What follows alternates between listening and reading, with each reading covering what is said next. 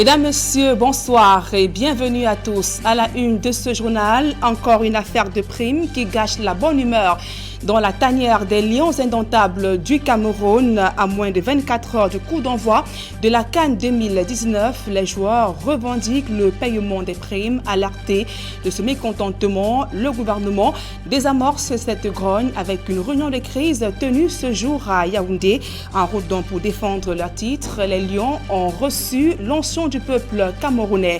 Equinox Télévision plante le décor et l'ambiance à quelques heures du coup d'envoi de cette CAN avec nos envoyés spéciaux au Caire en Égypte en ouverture de ce journal. Une affaire de famille vit au drame. Un jeune homme assassine son père. La scène se déroule à Konsamba dans le département du Mungo après avoir commis son forfait. Le présumé meurtrier a pris la fuite. Voilà pour le sommaire.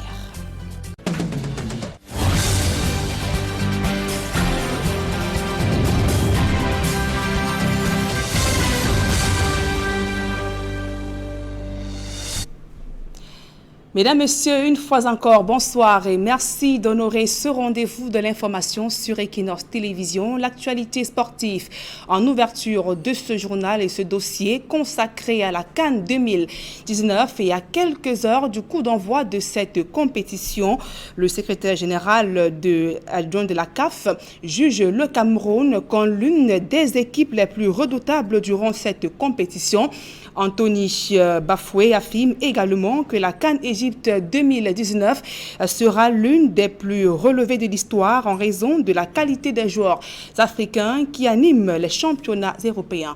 Nos envoyés spéciaux Séverin Tchoubank et Aïe Cyril. Alors que les Lions indomptables du Cameroun sont attendus ce jeudi en Égypte, la Confédération africaine de football elle-même présente les champions d'Afrique en titre comme l'un des favoris de la CAN 2019. Pour Anthony Bafoué, secrétaire général adjoint de la Confédération africaine de football, le Cameroun jouit d'une grande expérience dans la compétition. Les Camerounais sont très expérimentés. Ils sont les derniers champions en 2017. Donc c'est des équipes, et comme on dit, il faut toujours compter avec beaucoup d'expérience. Mais vous savez, dans un tournoi, il y aura toujours une surprise. Donc on va voir quelle équipe va faire une surprise. La CAF soutient également que la CAN Égypte 2019 sera l'une des plus relevées. Et pour cause, les joueurs africains qui écrivent les plus belles pages de l'histoire du football européen sont attendus à ce rendez-vous. Il faut aussi vraiment voir la performance des joueurs. Regardez l'English Premier League. Les 3 meilleurs buteurs, c'est des Africains. Aubameyang, Sadio Mané et Mohamed Salah. 22 buts. André Onana, de Ajax, il a fait un super parcours au niveau de la Champions League. Au final de la Champions League, il y avait au moins 6 joueurs africains dans les deux équipes. Ce que je veux vous dire par là. La CAN 2019 est la première à se disputer avec 24 pays.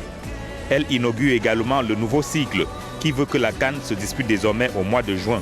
Pour Anthony Bafoué, secrétaire général adjoint de la Confédération africaine de football, ces innovations et bien d'autres contribueront également à relever le niveau de la compétition. Il y a tous les grands qui sont présents et pour ça j'espère vraiment que le niveau sera très très élevé. Avant, l'équipe sont arrivés 3 jours avant le premier match dans le respectif site. Maintenant ils arrivent, on a changé à 5 jours. Les accréditations pour chaque équipe c'était 30, on a augmenté à 40. 2 équipes sont partagées un terrain d'entraînement. Maintenant, chaque équipe a son terrain d'entraînement.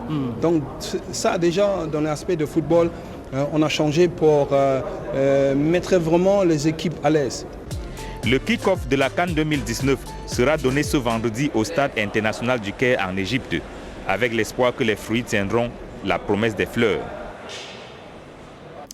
Et les Lions indomptables ont quitté Yaoundé ce soir pour le Caire. Ils doivent participer à la CAN 2019. Et avant donc de quitter le Cameroun, ils ont eu droit à de chaleureuses retrouvailles au stade Amadou Ahidjo de Yaoundé. Occasion pour le public de leur accorder la bénédiction pour une participation honorable durant cette compétition. Et ce, malgré quelques grincements de dents enregistrés au sujet des primes. Le reportage de Rodrigue Ngassi et Marcelin Gansop. C'est vêtu de leurs nouvelles couleurs que les Lions indomptables du Cameroun ont foulé la pelouse du stade Amadou Ahidjo de Yaoundé. Chacun à son tour, les 23 de Clarence Seedorf répondent à l'appel du peuple, en commençant par le capitaine des troupes, Eric Maxime Choupo-Moting. La sortie des vestiaires des autres joueurs est tout aussi animée, comme ici avec Oyongo Bitolo, l'animateur du groupe qui enflamme la cuvette de Fandena.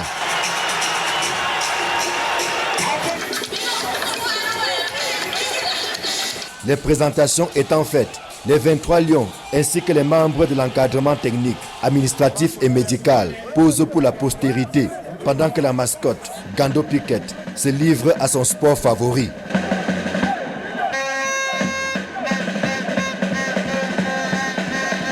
L'instant de l'hymne national laisse parler les cœurs.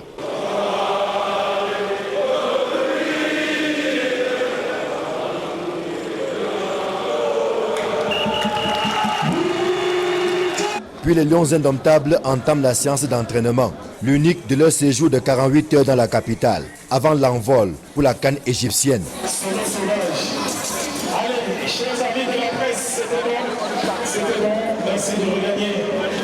Ce n'est pas le public des grands jours, mais Choupo-Moting et ses coéquipiers ne sont pas moins motivés par l'amour que leur portent les personnes présentes.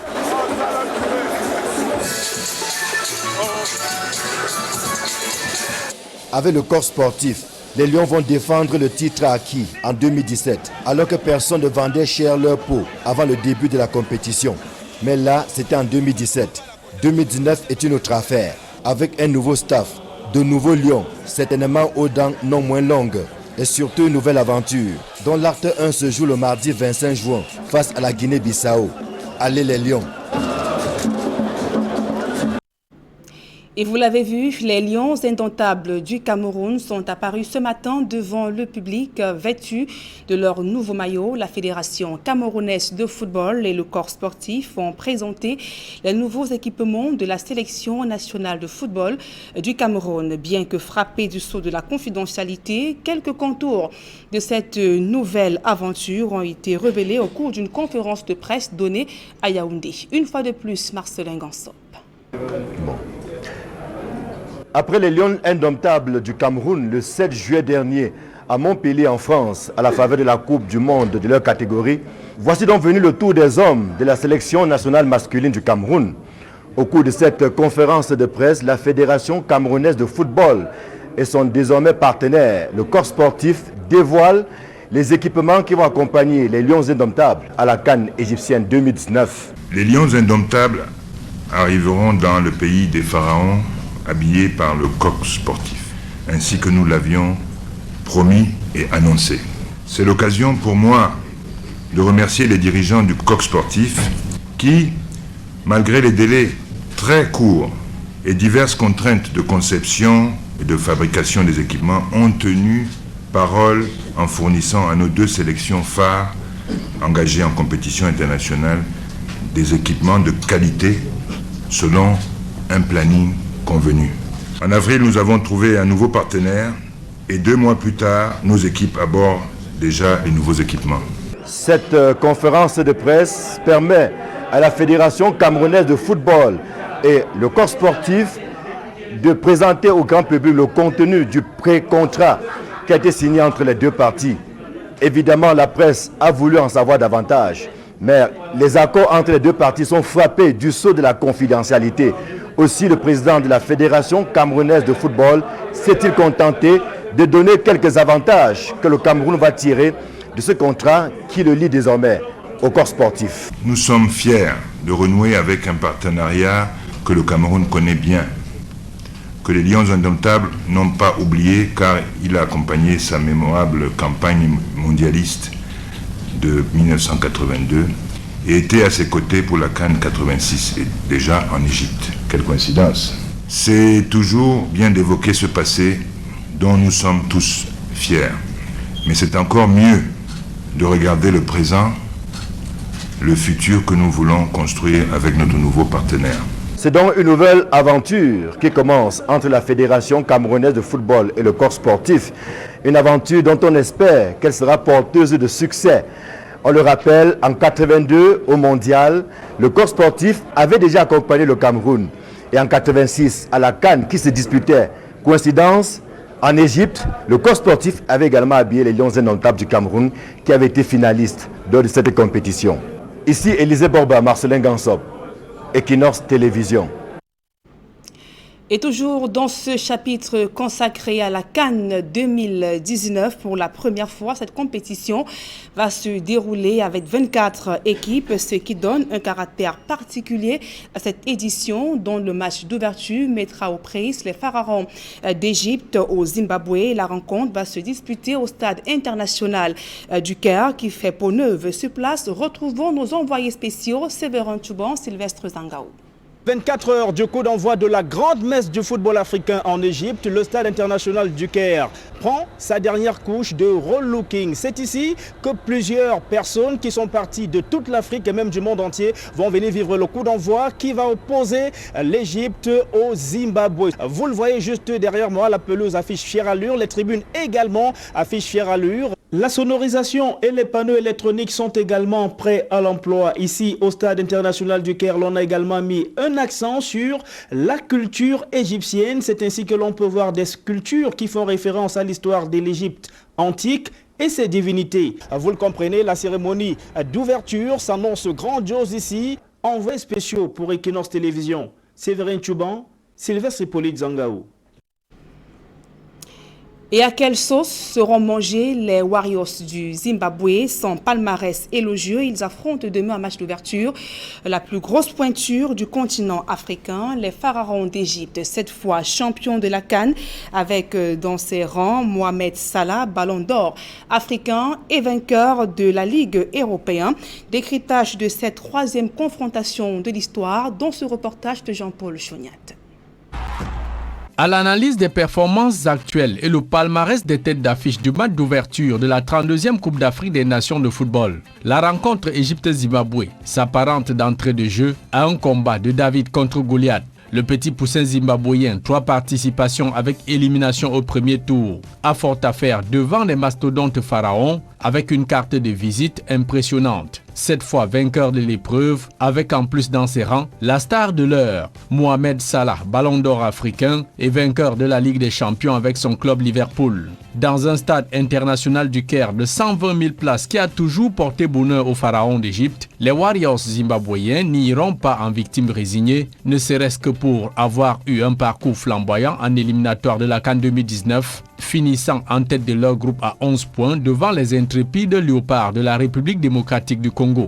Finalistes malheureux à l'édition de 2017 au Gabon, les pharaons d'Égypte entendent entrer tambour battant dans leur CAN, tournoi que le pays abrite ainsi pour la 5e fois de son histoire. Même si le Zimbabwe a déjà remporté 7 fois la coupe sous-régionale de la COSAFA, que peuvent les Warriors, 110e au classement FIFA, à cette 3e confrontation de leur histoire contre les pharaons d'Égypte, 57e au classement FIFA, 7 fois vainqueurs de l'épreuve, perdant 2 fois en aller et retour en éliminatoire de la Coupe du Monde 2014 face aux Égyptiens, les Warriors zimbabwéens perceront-ils enfin le mystère des pyramides égyptiennes? Réponse ce 21 juin au coup d'envoi de la 32e Coupe d'Afrique des Nations de football en Égypte.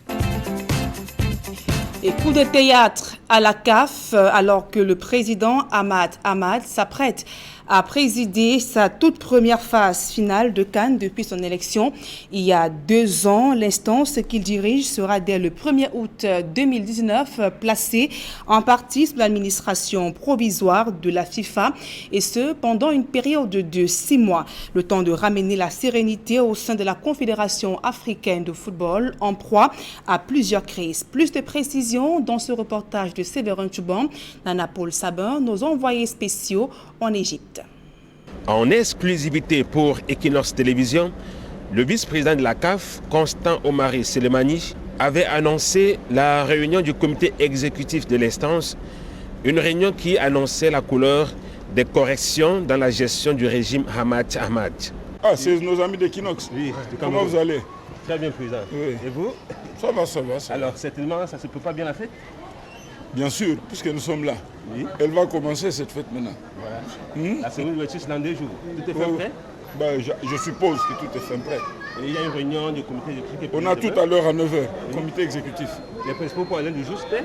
Oh non, je ne peux pas commencer à donner les points de l'ordre du jour avant que la réunion n'ait lieu. Si on se voit après, je vous expliquerai. Avant la tenue de cette réunion au quartier général de la CAF, logé à l'hôtel Marriott au Caire, une rencontre de réconciliation a eu lieu entre le président Hamad et le Nigérian Hamadou, le Sénégalais Augustin Senghor et le Zimbabwéen Philippe Chiyangwa. Ces trois dernières grosses personnalités du football africain avaient œuvré pour l'arrivée d'Hamad à la tête de la CAF. Mais depuis quelque temps, ils sont en froid avec le successeur d'Issa Hayatou. En plus de cette guerre intestine, les soupçons de corruption contre le président Hamad et les manquements graves dans la gestion de certaines compétitions majeures comme la Ligue africaine des champions ont fini par plonger dans l'inquiétude la FIFA et son président Gianni Infantino. Afin de tourner rapidement ces premières pages sombres du régime qui dirige la CAF depuis 2 ans seulement, la FIFA a donc décidé de nommer un groupe d'experts avec dans leur feuille de route la supervision de la gestion opérationnelle de la CAF, l'organisation efficace et professionnelle de toutes les compétitions de la CAF, la croissance et le développement du football dans tous les pays et régions de la CAF. Cette sorte de comité de normalisation que dirige Fatma Samoura, la secrétaire générale de la FIFA, a 6 mois pour remplir sa mission. Voilà qui vient convaincre même les plus sceptiques que la gestion de Hamad est loin de faire l'unanimité.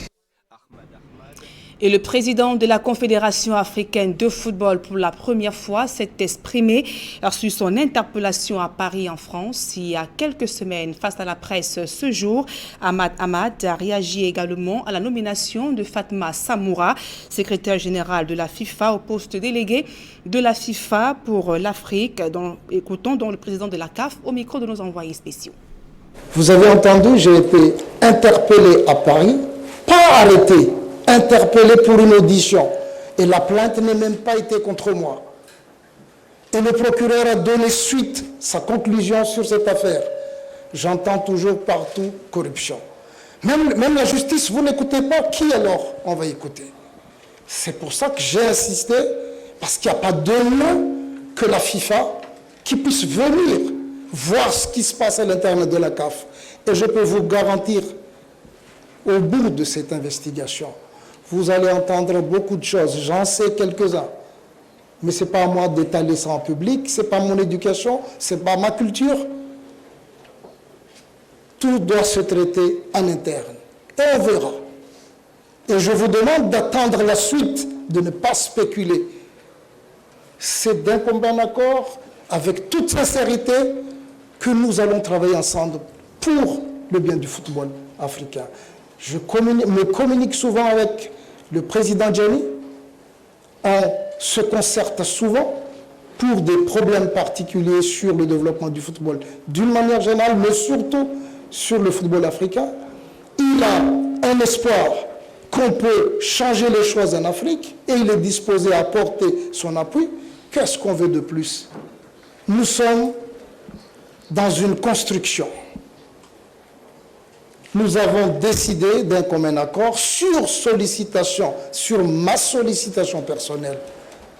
Parce que le monde de la communication est très compliqué aujourd'hui.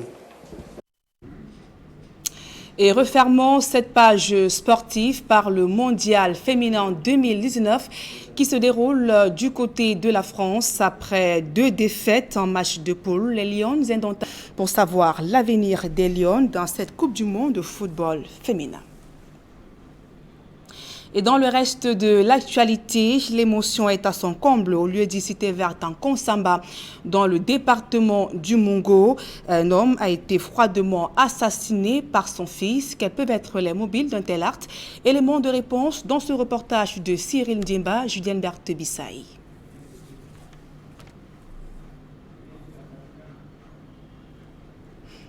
Donc, suivons donc ce reportage de Cyril Ndiemba, Julienne Berthe-Bissaï.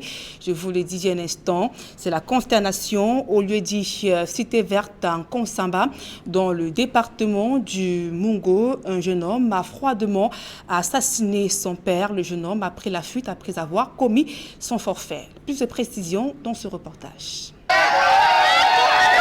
Barthélemy, la soixantaine dont le corps est inerte sous nos yeux, aurait reçu des coups de poignard avant de trouver la mort. Il a été découvert dans cet état par son épouse qui n'en revient pas.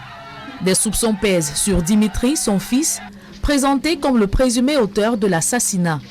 Le matin, alors que tout le monde était là, il est arrivé, tout le monde était pris de panique. Est-ce un fantôme? Est-ce une personne normale? Et sa mère est sortie, oh voilà, l'assassin, le présumé assassin, vous voulez le mot présumé assassin, le voilà. Et puis on l'a maîtrisé, on est allé au commissariat.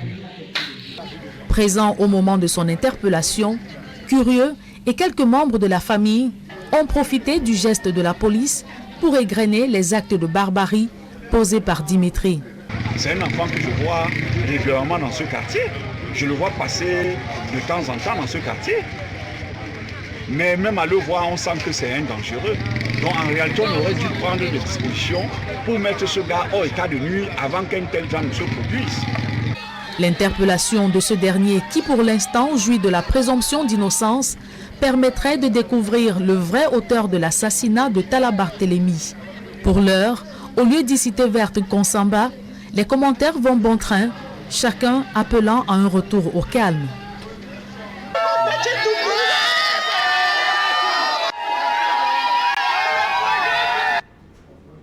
Et à l'occasion de la journée mondiale des réfugiés ce jour, nous vous proposons dans ce journal d'aller voir la situation humanitaire qui est plus que préoccupante au théâtre de la crise anglophone. Ils sont plus de 30 000 Camerounais ayant fui les affrontements dans les régions anglophones pour trouver un refuge au Nigeria. Là-bas, ces réfugiés vivent dans des conditions difficiles. Le reportage d'Éric Martial Ndiomo. Le camp des réfugiés d'Adagom, dans l'état fédéral du Cross River, au Nigeria. Ici, plusieurs milliers de Camerounais survivent au quotidien dans des conditions extrêmes. La famine sévit avec acuité, l'eau potable reste une denrée rare, l'accès aux soins médicaux reste difficile alors que l'éducation est un luxe. Nous souffrons énormément ici, pas de nourriture, ni d'endroit pour dormir, pas de matelas, pas d'eau. Quand nous avons de l'eau un jour, nous en manquons pendant 4 autres. Les Camerounais qui occupent ce camp de réfugiés d'Adagom connaissent des trajectoires similaires. Je viens d'Akwaya, j'ai tout abandonné là-bas. La moto avec laquelle je me débrouillais et même mes plantations. Ma maison a été détruite.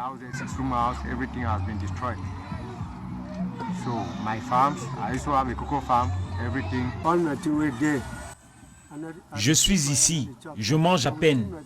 J'ai tout perdu au Cameroun. Mes chèvres, mes plantations, ma maison, tout est perdu.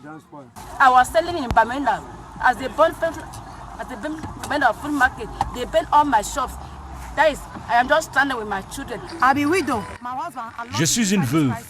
Mon mari est mort dans cette crise. Je m'appelle Agar Rachel.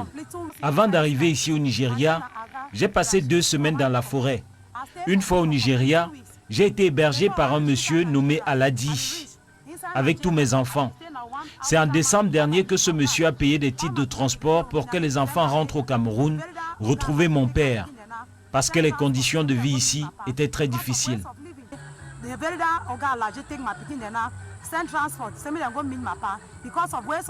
Plusieurs d'entre eux émettent le vœu de rentrer au Cameroun, mais 10 craignent pour leur vie.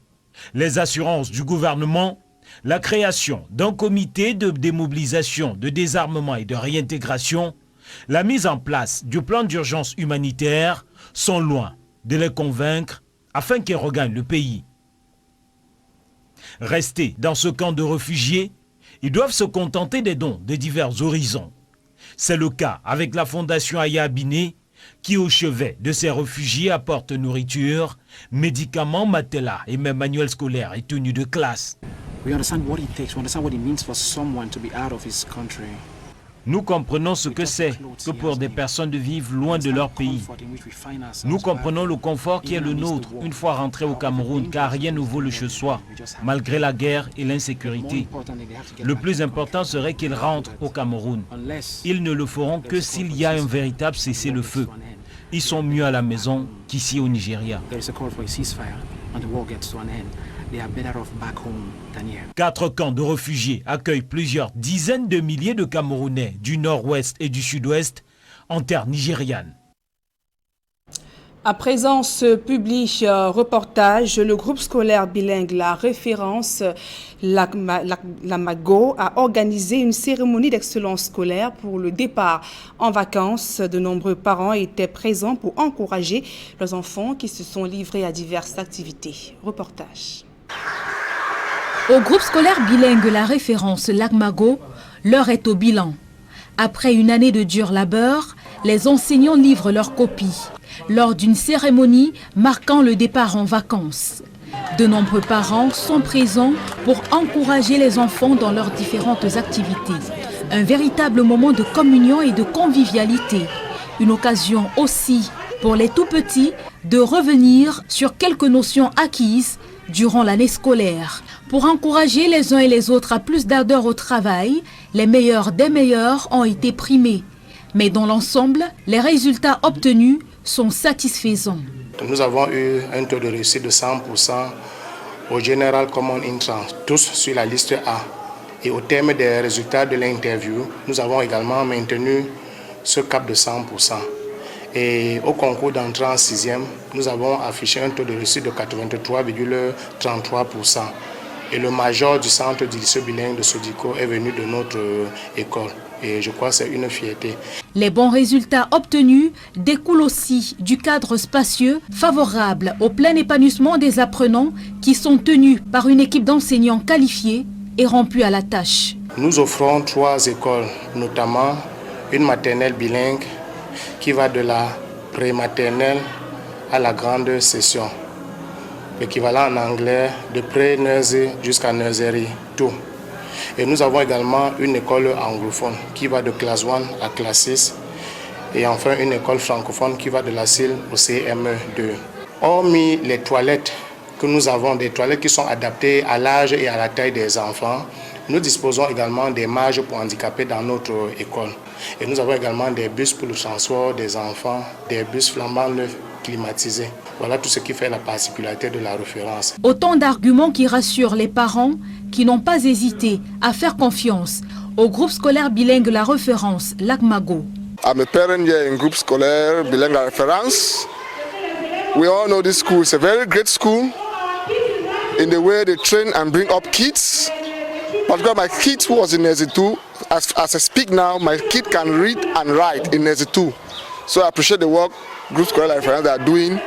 J'exhorte les parents à inscrire leurs enfants au groupe scolaire bilingue La Référence Lagmago parce que nous sommes seulement à la première année d'expérience, mais franchement, le travail est merveilleux dans cet établissement. Nos enfants sont bien suivis, bien encadrés dans tous ces plans. L'ambition du promoteur, c'est d'aller encore plus loin et de se faire une place de choix dans cet univers. Je commencerai par remercier tout d'abord les parents qui ont pris le risque de nous envoyer leurs enfants.